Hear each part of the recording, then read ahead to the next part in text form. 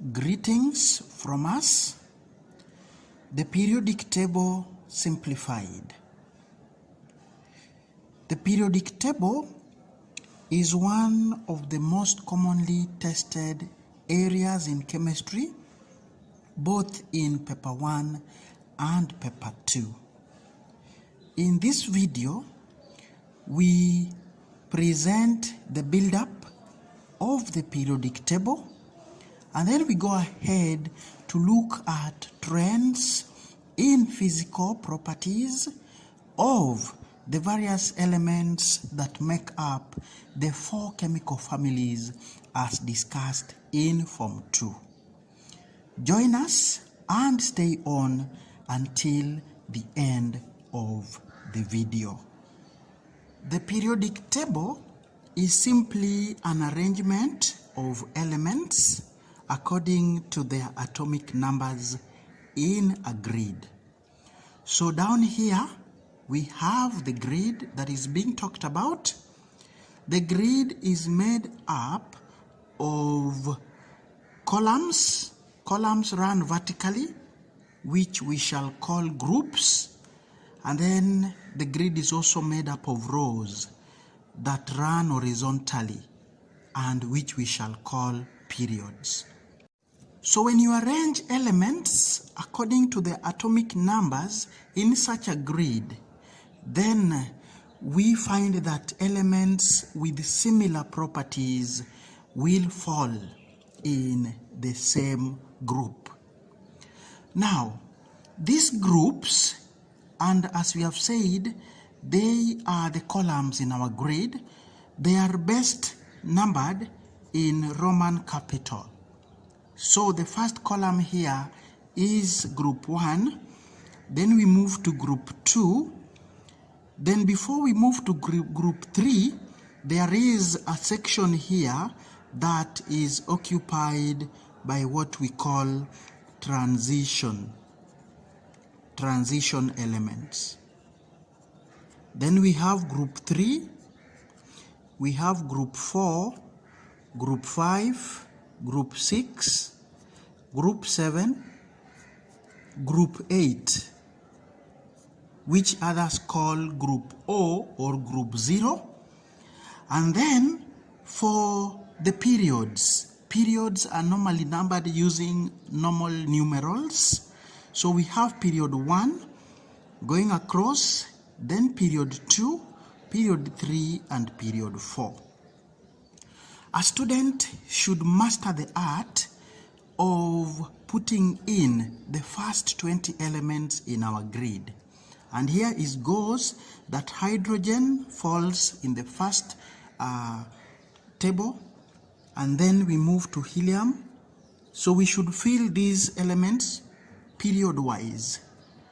Okay, so we have hydrogen there, number 1, helium number 2, lithium number 3, then we move to beryllium, then boron, then carbon, nitrogen follows, oxygen, fluorine, neon here, then we have sodium, magnesium, aluminium, silicon, phosphorus, sulfur, chlorine, argon, potassium, and finally calcium. So this way we will then know which group and which period our first 20 elements belong. Before we proceed, let me share something here that if we give you the configuration, for instance, that of calcium is 2882 because it has atomic number 20. Given this alone, even without the grid, a student is able to tell the group and the period to which the element belongs. So, to know the group, we shall check the number of electrons in the outermost energy level. And because calcium has 2, it belongs to group 2. Then to know the period, we count the number of energy levels, the number of occupied energy levels. And for calcium, they are 1, 2, 3, 4. So calcium belongs to period 4. With that, we also need to say that if you look at period 4, for example, you realize that potassium has 4 occupied energy levels and calcium also has 4. So the conclusion is that elements with the same number of occupied energy levels will belong to the same period. So if you look at period 3, all these elements, all the way from sodium to argon, they will all have 3 occupied energy levels. With that, we now move on to the 4 chemical families discussed in Form 2. Now, a chemical family is simply a group of elements which show similarities in their physical and chemical properties. So at Form 2, we study 4 such families. These group 1 elements, we call them alkali metals. Most students confuse this name with alkaline metal. There is nothing like alkaline metals. We have alkali metals as members of group 1. Group 2 elements, we shall call them alkaline earth metals. Again, most students confuse these with alkali earth metals. We don't have any family of elements called alkali earth metals. Instead, the right name is alkaline earth metals. Thirdly, we have the group 7 elements, which we shall call halogens. And lastly, there is the group 8 or group 0 elements that are called noble gases. So we proceed to look at now the trends in physical and reactions of elements that belong to the 4 chemical families that we have just mentioned. We begin with alkali metals. So for the alkali metals, I believe you were told the history as to why they are called alkali metals. So among the first 20, we only have the 3 members, that is lithium, sodium, and potassium. We leave out hydrogen because hydrogen is not a metal. So if we were to proceed on with the listing elements according to the atomic numbers, then the alkali metal family would have rubidium as well. Alkali metal group would have cesium also, and the last member of the family is francium. So having looked at the composition of the chemical family called alkali metals, let us now move on to look at the trends in their properties. We begin with the atomic and ionic sizes. So this is quite easy. When you compare the atomic and ionic sizes of our 3 members that fall among the first 20 elements, we see an increase in atomic and ionic sizes down the group. And for every trend, we have to give a reason. And why we are saying there is an increase in atomic and ionic radius down the group is because of increase in the number of occupied energy levels. So lithium has 2 levels, sodium has 3, and potassium has 4. So obviously, as you move from lithium to potassium, we expect an increase in both atomic and ionic radii or sizes. Then, suppose now we compare one metal in that group, for example, lithium only, and then we compare the size of its atom and the size of its ion. Then we realize the ionic radius is less than the atomic radius, or the atomic radius is larger than the ionic radius. Again, we explain that after losing an electron to form an ion, the remaining electrons experience greater nuclear attraction, which can be explained further that the remaining energy levels are pulled more strongly to the nucleus, resulting in reduced ionic radius. So this happens with the lithium and its ion, same to sodium and its ion, and even potassium and its ion. We proceed to the next property, and that is melting and boiling points. So we realize down the alkali metals group, melting and boiling points decrease down the group. Why we are saying so is that for alkali metals, as the atomic radius increases, there is weakening of forces of attraction between the atoms. And that is what brings about decrease in melting and boiling points.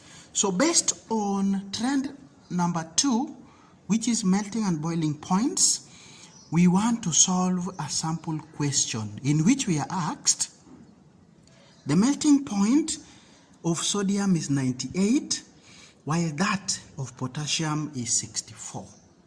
So we are asked to explain. So here, a student should simply say that sodium has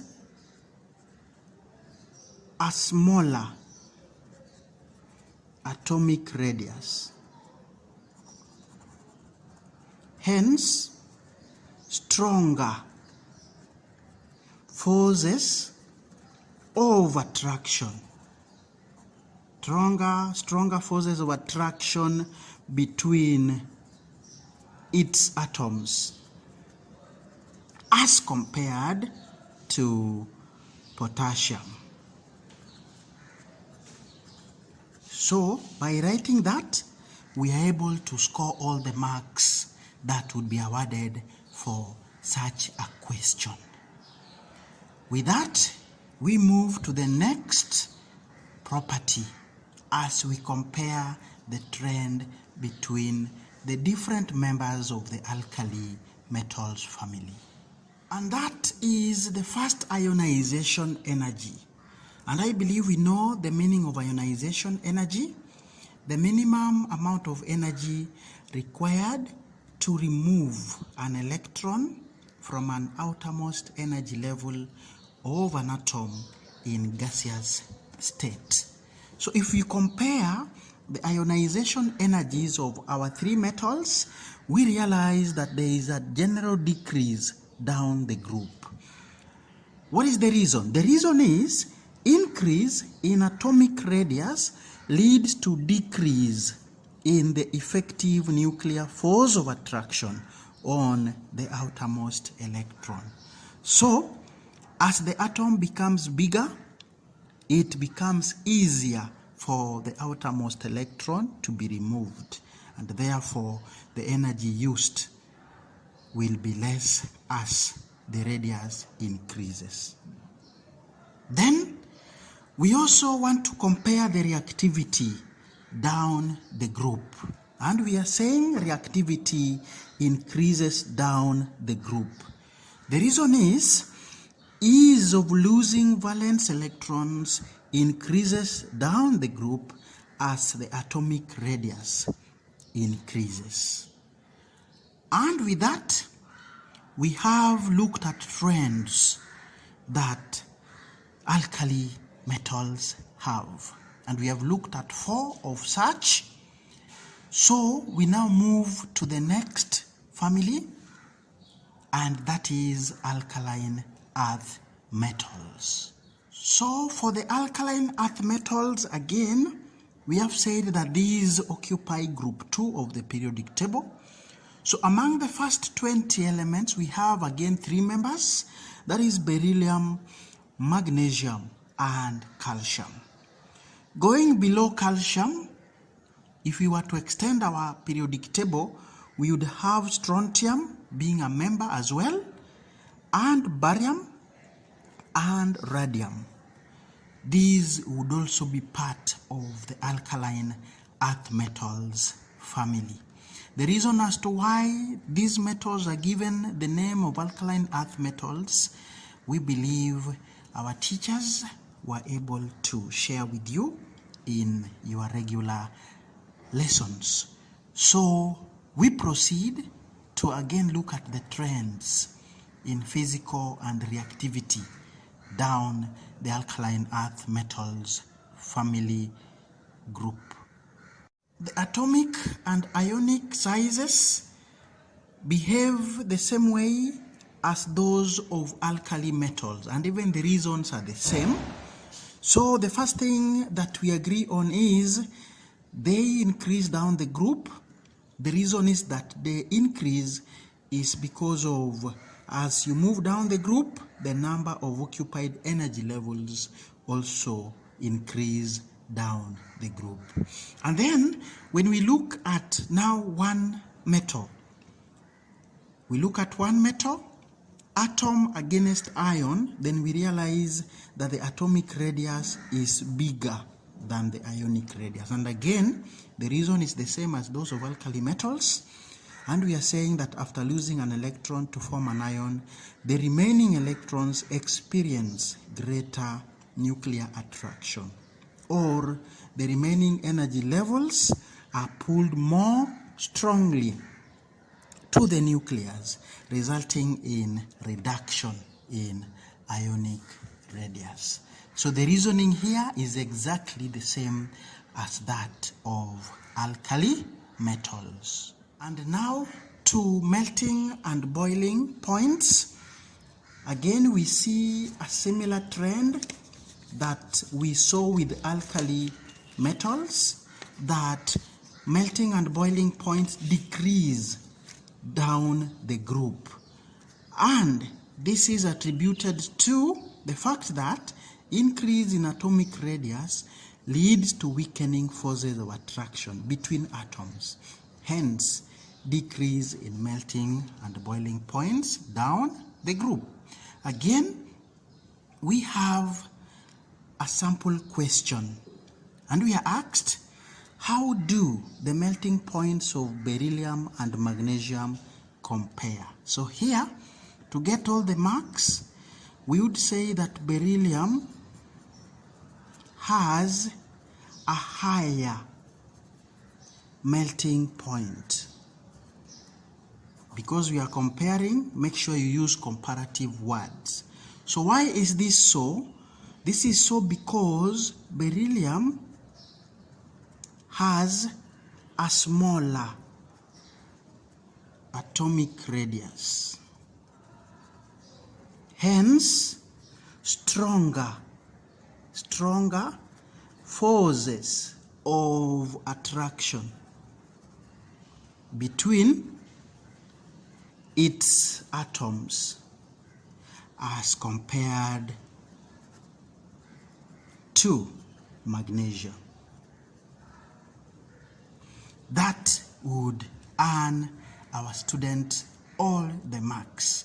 And this we are able to answer based on the trends that one gets as far as melting and boiling points are concerned when we move down the alkaline earth metal family.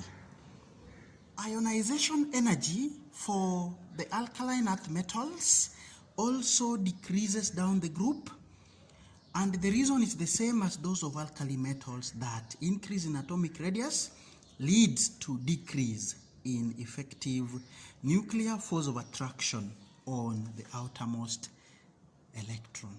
But I want to tell our students that these alkaline earth metals, they have two electrons in the outermost energy levels. So for them to form ions, they must lose the 2 electrons. So we have the first ionization energy and the second ionization energy. When we compare the 2 energies, we realize the second ionization energy is higher than the first. And the reason is, once the first electron has been lost, the overall positive charge holds the remaining electrons more firmly. Hence, removing a second electron from the ion would then require more energy. So student, take note, alkaline earth metals lose 2 electrons to be ions as opposed to 1 that was lost for the alkali metals. Lastly, to reactivity, we are seeing the same trend as with alkali metals, and here we note that reactivity increases down the group. The reason is the same, that ease of losing valence electrons increases down the group as the atomic radius increases. And that marks the end of what we had for you for the alkaline earth metal group. So we proceed to halogens now. For halogens, these occupy group 7, and among the first 20, we only have 2 representatives, that is fluorine and chlorine. So proceeding with the rest of the periodic table, we realize that bromine is also a member, iodine is another one, and we also have astatine. Now, one very important fact about halogens is that they all exist as diatomic molecules. So we have F2, Cl2, Br2, I2, and At2. So, in some questions, you realize that fluorine, for example, may be represented with letter A. If you are now asked to write the equation for the reaction involving A, then you have to realize that we shall write A as A2 to represent the diatomic molecules for fluorine. Very, very important piece of information for chemical equations involving halogens. With that in mind, we continue to now look at the trends in physical and chemical properties as discussed below. So in terms of atomic and ionic sizes, we see the same trend, that these two would increase down the group due to increase in number of occupied energy levels. The same reasoning was used in the first 2 chemical families that have been discussed so far. But for the halogens, if we compare a given element, remember these ones react by gain of electrons as opposed to loss of electrons that we witness in the first 2 families.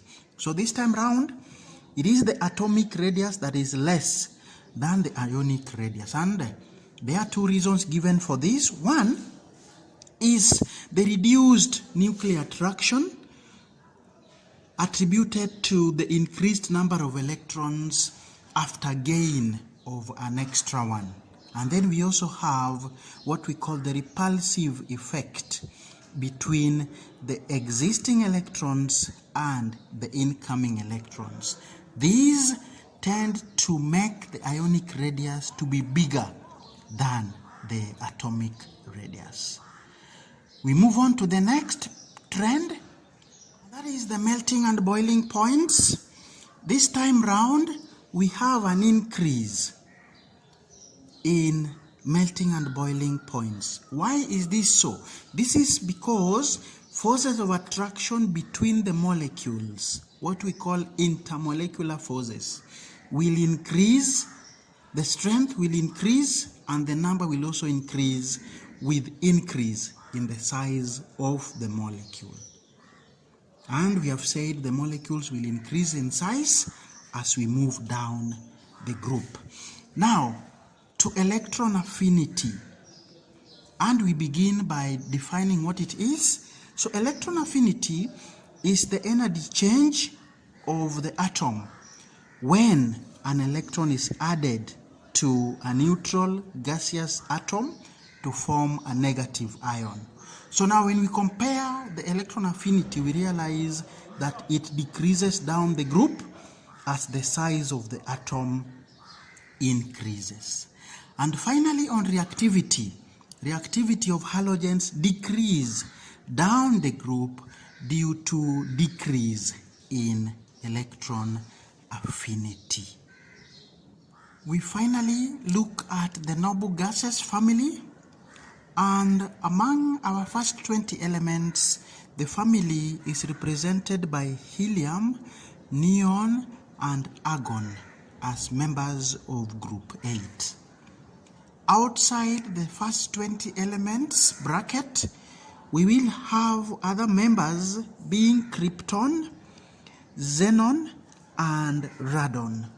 One thing a student should know about noble gases is that they exist as monoatomic molecules with stable configurations.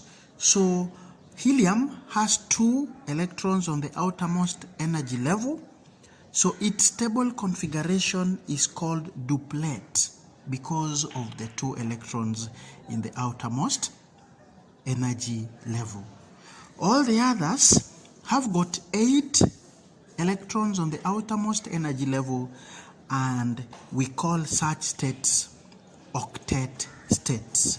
So the duplet and the octet states are stable. Finally, we say that under normal conditions, noble gases neither gain nor lose electrons, and this makes them stable or non-reactive. Looking at trends for the noble gases family, we realize that atomic sizes increase down the group, again due to increase in number of occupied energy levels. For the ionization energy, they all have very high ionization energies due to stable electron arrangements. But this ionization energy decreases down the group as the atomic radius increases. In fact, we will note that the lower members will sometimes undergo some reactions because of decreased ionization energy. Lastly, as far as melting and boiling points are concerned, these increase down the group due to increase in strength of interatomic forces of attraction, and this strength of interatomic forces of attraction increases as the atomic size increases. Candidates and students, with that, we have presented periodic table simplified. Remember to go through the reactions, especially reactions of alkali metals, reactions of alkaline earth metals, and reactions of halogens, which we have not discussed in this video. Again, we have left out uses of the members of all the 4 chemical families that we have discussed. We ask you to go through that so that you become perfect in as far as the periodic table is concerned. We want to wish you all the best, and please catch us up as we make another video on period 3 simplified, so that we can include all the aspects of the periodic table in our simplified series. Thank you for being with us, and God bless you.